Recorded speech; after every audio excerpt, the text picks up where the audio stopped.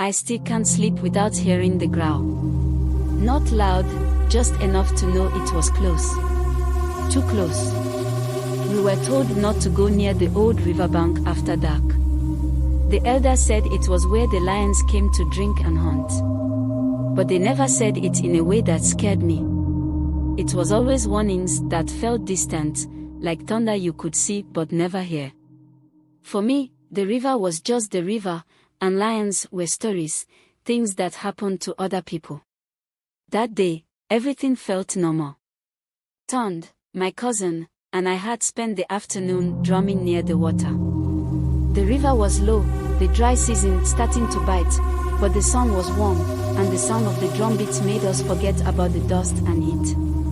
When the sun began to dip below the horizon, we packed up to head home. But one drum, small and light, with a goatskin top, was left behind. We didn't realize it until we were back in the village, sitting around the fire.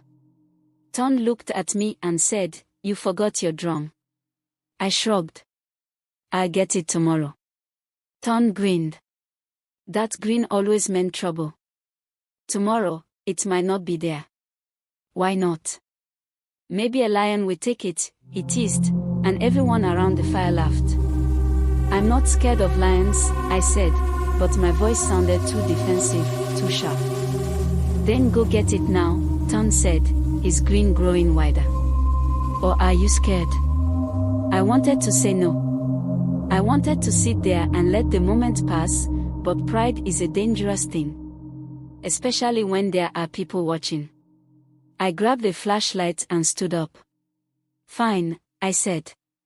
"I'll bring it back, and then you'll see who's scared." The walk to the river was quicker than I thought, but every step felt heavier. The laughter from the fire faded, and soon it was just me, the flashlight, and the night. The crickets were loud, and the air was thick with the smell of dry grass. When I reached the riverbank, I spotted the drum almost immediately. It was lying on its side, right where we'd left it. For a second, I felt relieved. This would be quick, and I'd be back at the fire before they could say anything else. But as I crouched to pick it up, I heard it. A growl. Not loud, not the kind you hear in stories. It was low, deep, and close. My chest tightened, and my breath caught. Slowly, I turned the flashlight toward the sound. The beam landed on a pair of glowing eyes. A lion. It was sitting just beyond the tall grass, its body still, its gaze locked on me. My hands gripped the drum, but my legs felt like they turned to stone. The lion didn't look angry. It didn't look scared. It just watched. For a moment, I thought it would leave. But then it stood up, slowly, and began walking toward me. Not in a rush, not stalking. Just walking, calm and steady. I couldn't move. My body wouldn't let me. The lion stopped a few steps away and sat down again. Its tail flicked once, and it tilted its head, studying me. And that's when I saw it. Behind the lion, barely visible in the moonlight, was another one. But this one wasn't moving. Its ribs stuck out sharply, its body thin and lifeless. The lion in front of me turned its head toward the dead one, then back to me. Its eyes held something I didn't expect. They weren't wild. They weren't angry. They were calm, deep, and sad. It stood again and walked to the body. It nudged the dead lion with its nose, then looked at me one last time.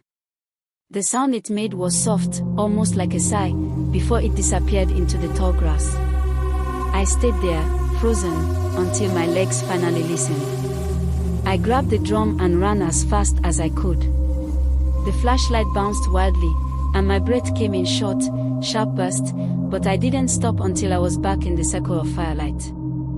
Ton's grin faded when he saw my face. "What happened?" he asked, but his voice was quieter now, uncertain. I told them everything. The growl, the lion, the body. Ton laughed nervously, calling it a story I'd made up to explain why I looked so scared. But my grandmother, sitting by the fire, didn't laugh. She leaned forward, her face serious. "The lion taught you a lesson," she said. "What lesson?" I asked, my voice barely above a whisper. She stared into the flames, her voice low. "The dead one didn't listen.